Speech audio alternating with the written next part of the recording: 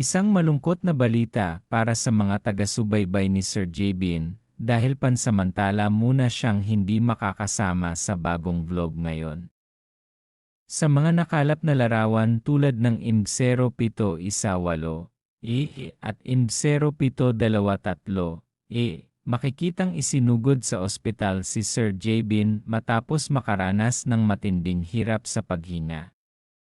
Sanhi ng labis na stress, pressure, at kaliwat ka ng iniisip sa mga kasalukuyang nangyayari sa kanyang buhay, tila bumigay ang kanyang katawan kaya't kinailangan niya ng agarang tulong medikal.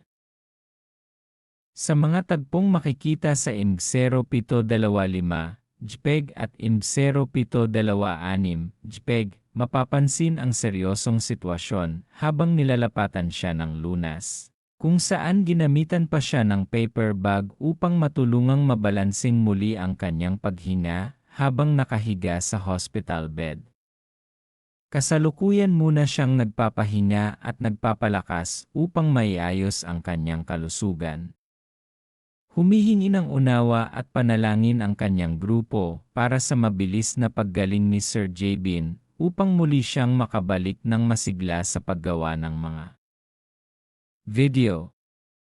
Nakakalungkot man isipin, ngunit maraming mga sumusuporta kay Sir Jabin ang napaiyak at nalungkot sa sitwasyon nito, at sa kanilang latest vlog ibinahagi ni Kalo Allen Kelsey at Elma ang kanyang kasintahan na marami palang iniisip si Sir Jabin na hindi niya masabi, marami pala siyang kinikimkim na problema na siya lang ang nakakaalam at lingid sa kaalaman ng kanyang mga tagahanga. Madalas natin itong makitang panay tawa lang, puro saya lang ang hatid sa kanyang mga vlog, ngunit may pinagdadaanan.